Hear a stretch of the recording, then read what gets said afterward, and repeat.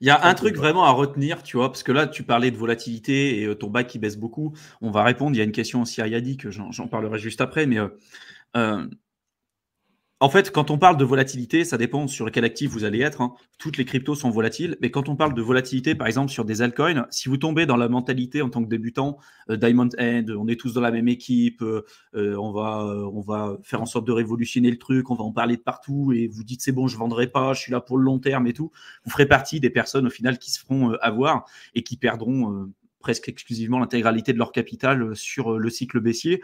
Et si on vous dit ça, c'est parce qu'il y a la plupart des altcoins, de toute façon, quand on est en tendance baissière, se font éclater. Mais se font éclater. Je veux dire, le Bitcoin perd beaucoup de valeur, l'Ether perd beaucoup de valeur, mais les altcoins, c'est une oblitération, en fait. C'est une annihilation, je sais pas comment on peut dire. Ils sont Annihilation. annihilés, on va y Annihilé. arriver, ils Ouais, sont arrive. annihilés en bear market.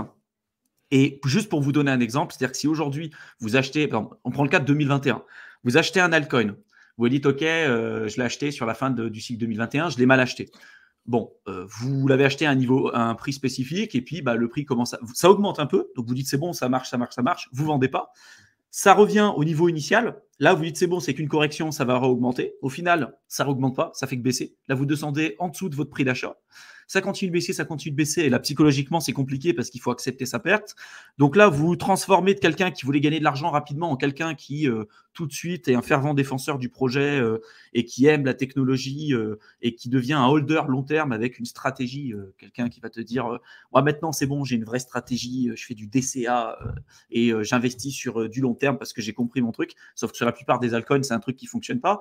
Et pour vous donner un exemple, un altcoin, pour l'exemple que je vous ai donné un petit peu plus tôt, si vous achetez un altcoin au pire moment, ou l'un des pires moments en fin du cycle haussier, si vous vous dites je garde ce projet-là, vous avez de très très très grandes chances que de toute façon il ne redépasse jamais son précédent plus haut. Donc soit il va falloir recharger au bottom avec un très gros risque que ce projet ne remonte jamais. Et en plus de ça, sachez que en général, au plus bas ou quand le marché a vraiment capitulé, quand le Bitcoin a atteint son bottom, les altcoins se sont fait éclater, vous avez la possibilité, avec 10 fois moins d'argent, d'obtenir un bac qui est presque 10 fois plus important que ce que vous auriez eu au sommet du cycle haussier sur certains altcoins. Vous imaginez, il y a un facteur qui est énorme, quoi. Pour 10 fois moins d'argent, vous pouvez augmenter sur un facteur de peut-être 7 ou 8, voire même 10 fois. Moi, ça m'est arrivé sur certains altcoins de faire le différentiel et de me dire, punaise, pour 10 fois moins d'argent, je pouvais avoir un bac 10 fois plus conséquent que ce que j'avais acheté au top de 2021 ou sur le mauvais cycle en fin de cycle de 2021. Et c'est ça, quand on parle de volatilité, c'est ça, surtout sur les altcoins. Donc, quand il y en a certains, par exemple, comme Yannick qui nous dit combien de pourcentage de vos BTC et d'Ether vous ne revendrez pas par palier et garderez pour le long terme, ça dépend clairement de l'approche. Et je pense que cette approche-là, on peut en effet en parler pour le cas du Bitcoin et de l'Ether, parce que ça reste des grosses crypto-monnaies qui ont de très grandes chances et de très grandes probabilités de redépasser leur précédent plus haut lors des cycles qui suivront. Mais si vous appliquez cette approche-là sur 99,99999% des altcoins, et surtout des altcoins qui viennent juste de se lancer, hein. Vous vous souvenez du live qu'on a fait avec Théo là, sur le début de la semaine, où je vous avais parlé des coins de cycle 1 avec des nouveaux schémas narratifs ou des coins de cycle 2 avec des anciens schémas narratifs. Si vous êtes sur des coins de cycle 1, donc qui viennent juste de se lancer, qui n'ont pas encore connu un cycle complet avec un nouveau schéma narratif, c'est généralement ceux-là qui vont pumper le plus tôt et qui vont offrir les plus gros rendements. Par contre, c'est là où il va y avoir le plus de risques et c'est là aussi où vous avez plus de chances de garder la patate chaude à la fin avec des projets. Si vous vous dites sur ce genre de projet-là, vu que vous n'avez aucun recul, je les garde sur le long terme, je reviens dans 5 ans ou dans 10 ans, c'est bon, je vais forcément gagner de l'argent parce que maintenant j'ai compris, je ne vais pas faire du timing de marché, je vais faire du DCA, je vais renforcer en bear market et tout. Vous avez beaucoup plus de chances au final de perdre de l'argent parce que souvent, c'est des projets qui remontent jamais, qui passent même pas un cycle complet. Donc, vraiment, soyez très, très, très vigilants par rapport à ça. Ouais, et après aussi par rapport à ça, par rapport à la performance des actifs de cycle 1, comme on vient de le décrire, ce qui se passe aussi, c'est qu'il y a plein de gens qui rentrent sur ce schéma narratif de cycle 1, donc on achète les coins, ça moon, on ne vend pas forcément, donc du coup on se retrouve à garder ce bag qui a pris à moins 10%, pas moins 10, mais enfin, divisé par 10 peut-être en termes de Ouais. valeur. Ouais. Et donc là, il y a deux scénarios. Soit je me dis, ok, je garde ce bag, tant pis, pas vendu, pas perdu, et je verrai ce que ça donne au prochain cycle. Soit tu dis, mais au final, le Je projet, je ne l'ai pas vraiment renforce. étudié. Exactement, les fondamentaux sont là. Je vais commencer à rentrer, justement, dans la période d'accumulation, là où les prix sont bons. J'en ai pour 10 fois mon argent, ce que j'ai eu, je renforce mon bag. Par contre, au prochain cycle, je me suis fait avoir le premier. Prochain cycle, j'arrive avec un gros bag. Je vais pas me faire avoir. Je vais vendre. Je vais sortir plus tôt.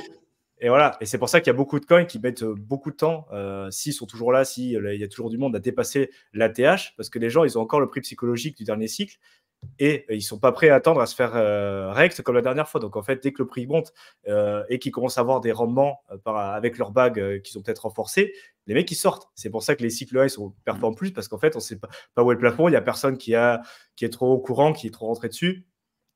Les coins qui étaient déjà au dernier cycle et même peut-être au cycle d'avant, il y a des whales, il y a des mecs qui ont renforcé l'opposition et qui sont bien sereins et qui ont compris comment ça marchait, donc ils vont sortir dès que ça va commencer à monter. C'est pour ça qu'il y a des paliers psychologiques aussi. Alors il y a l'ATH, après les chiffres ronds sur Bitcoin, 80, 100K, voilà, les chiffres ronds qui sont voilà, assez connus.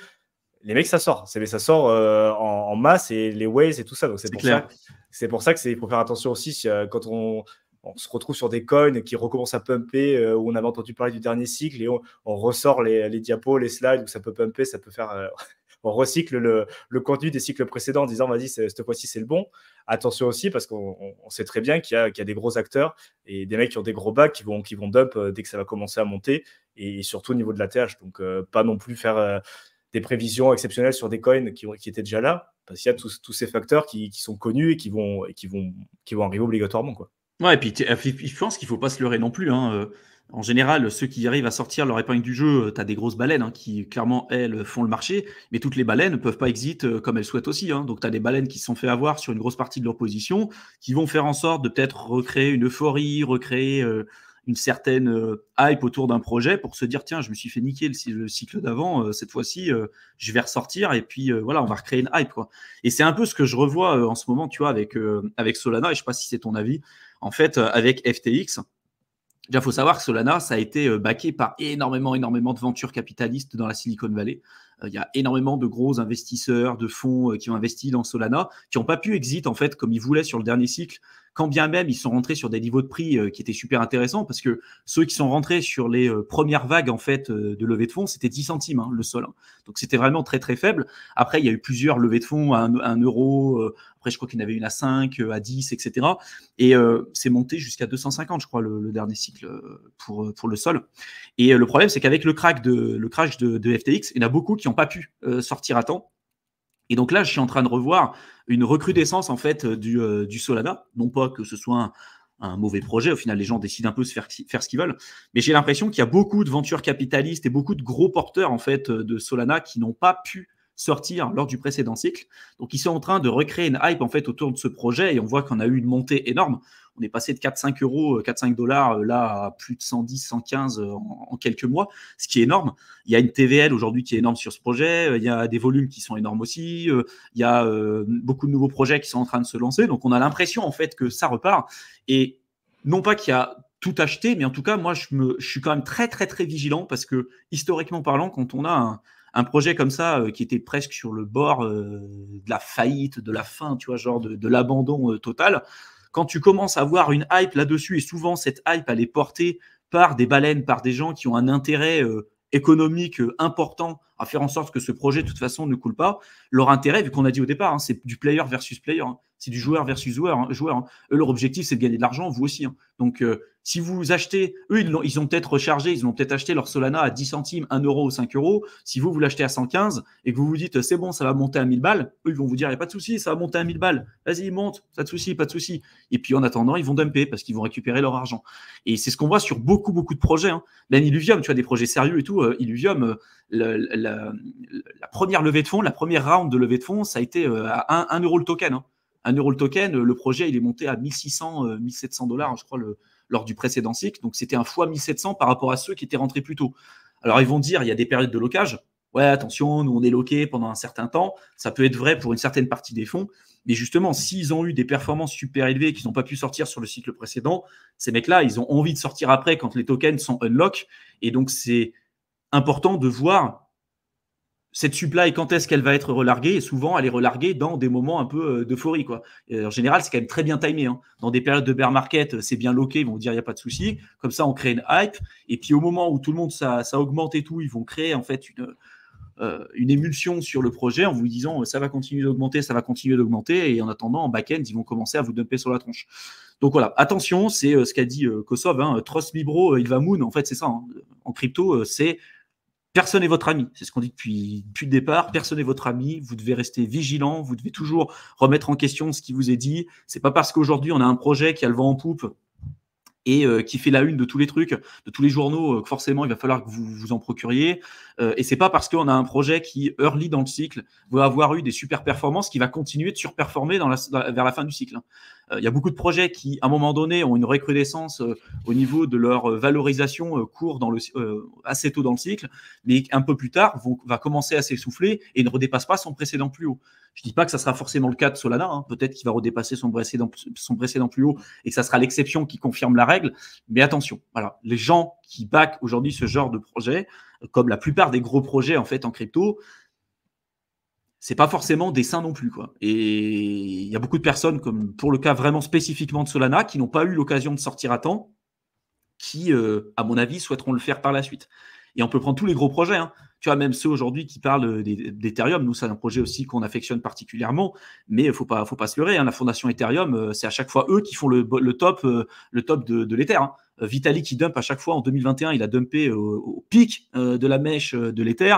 Il a dumpé en 2017 également. La fondation a dumpé en 2017 et pareil aussi en 2021. Ça ne veut pas dire que c'est mauvais, Pas dire que c'est mauvais. Ils ont besoin de fonds aussi pour développer le projet, pour faire en sorte que l'infrastructure fonctionne et tout. Et c'est un peu le jeu. Mais derrière, voilà, vous êtes en compétition avec des personnes qui ont des centaines de milliers d'Ethers. Donc, vous qui en avez peut-être quelques-uns de votre côté, faut savoir nager un peu dans les eaux troubles et avec les baleines, en fait. Vous nagez parmi les gros. Et donc, voir ce que font les gros pour essayer de tirer le meilleur parti et éviter de croire et de faire confiance à n'importe qui, parce qu'en crypto, la confiance, ça n'existe pas.